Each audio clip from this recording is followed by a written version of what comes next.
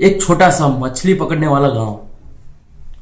आज का modern Dubai सन 1800 में सिर्फ एक छोटा सा कोस्टल विलेज था। यहाँ के लोग फिशिंग और पियरल ड्राइविंग करते थे।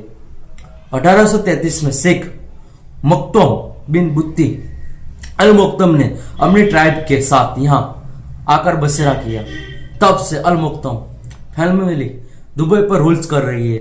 उस वक्त दुबई का सबसे बड़ा बिजनेस था मोती पियरल्स। 1930 में सबसे बड़ा झटका यही हुआ।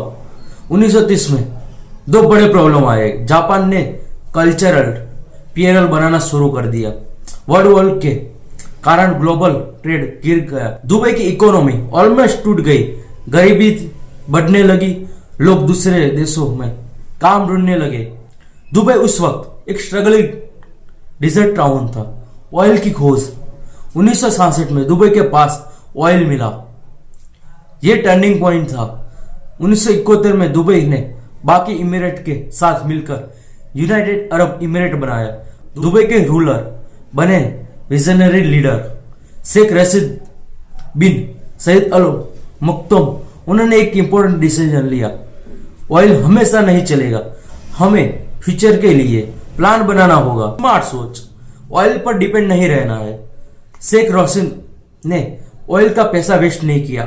उन्होंने पोर्ट्स बनवाए। जबेल अली पोर्ट दुनिया के सबसे बड़ा पोर्ट में से एक है। एयरपोर्ट एक्सपेंड किया। रोड्स और इंफ्रास्ट्रक्चर डेवलप किया।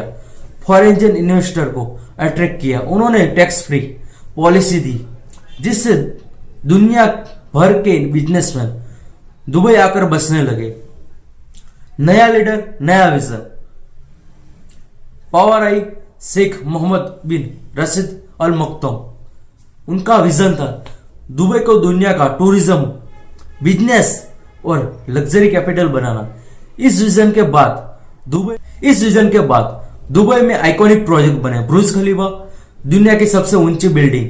बुर्ज Al Arab 7 star luxury symbol Palm. Jumeirah इंसान द्वारा बनाया गया आइसलैंड।